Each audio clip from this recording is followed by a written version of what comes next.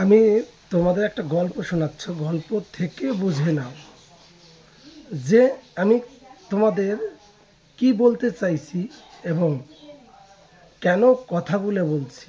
একটু সতর্ক হও। একটা হাতি এক গলির মুখ থেকে যাচ্ছিল। তা পাড়ার যত কুকুর খুব ঘেউ ঘেউ করে তাকে আক্রমণ, দূর থেকে খুব ঘেউ করছিল। কিন্তু ওই গলির ভিতরে একটা কুকুর ছিল। ওদের ডাক শুনে ওই কুকুরটা এত ছুটে ছুটে এসছে, আর যখন মানে ওই গলির মুখ থেকে বেরিয়েছে তখন অলরেডি হাতির পেটের নিচে চলে গেছে। ও দেখে উপর দিকে তাকিয়ে, ওরে বাবা, এই কত প্রাণী! ওরে বাবা বলেই অজ্ঞান হয়ে গেছে, হার্ট অ্যাটাক করেছে। ওটা শেষ। আমার কথাগুলো একটু মাথায় ধ্যান ধ্যান দিয়ে চিন্তা করো যে আমাদের আশেপাশে কিছু কিছু ছোট ছোট, একদম ছোট ছোট দেশ, যেটা তাদের ইচ্ছে হয়েছে আমাদের ভারতের সঙ্গে যুদ্ধ করবে, জিহাদ ঘোষণা করছে। কি 14 কোটি লোক নাকি 28 কোটি তরল নিয়ে যুদ্ধ করতে আসবে। একটু মাথায় দিয়ে রাখো। আমরা যেখানে এখানে যে লোকগুলো বাস করি না, আমাদের মা বোনেরা আর আমরা ছেড়েই দিলাম। একবার যদি প্রস্রাব পায়, ওই দেশে গিয়ে যদি একটু হিসু করে দেয় না, দেখতে হবে না, তাতেই ডুবে যাবে অলরেডি। আর যুদ্ধ তো দূরের কথা, ইচ্ছে করলে একবার দেখো না, চেষ্টা করে একবার আমাদের ভারতীয় যখন কেউ আমাদের এই মাকে আক্রমণ করতে আসে, তখন একটাই পার্টি হয়, আমরা ভারতীয়। ভারত মাতা মহান। এবং যারা যারা এই ভারত পতাকা সম্বন্ধে,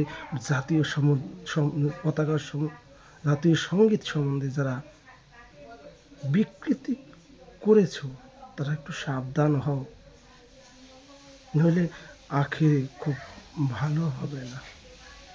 কারণ ভারত এখনো ধৈর্য ধরে আছে।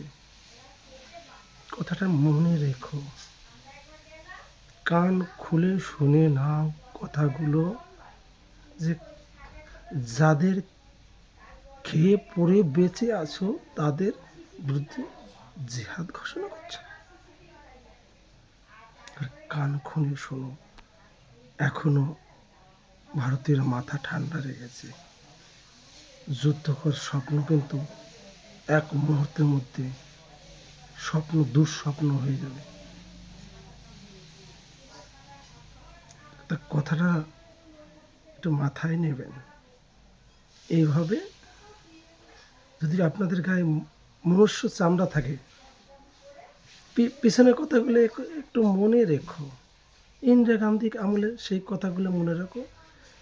সেই দিন এই ভারত থেকে যদি সৈন্য সামন্ত না যেত, এই ভারত যদি তোমাদের পাশে না দাঁড়াতো, পাকিস্তানে তোমাদের ছিঁড়ে খেয়ে হজম করে ফেলত। কারণ আমরা ভারতীয়, আমরা মাথায় এখনো ঠান্ডা রাখি। ভারত সবাই, আর আমরা কোনো ধর্মের লোককেও আঘাত করি না। আমরা সনাতনী, আমাদের একটাই ধর্ম, আমরা সনাতন ধর্ম। বিগত কিছুদিন আগে এই মানে খুব সম্ভব আমাদের ভারত স্বাধীনতা দিতে ব্রিটেনের প্রধানমন্ত্রী এসেছিল। সে বলেছিল যে আমি গর্ববোধ করি, আমার জন্ম সনাতন ধর্মে হয়েছে, আমি একজন সনাতনী বলে গর্ববোধ করি। চাই হীন। ভারত মায়ের জয়।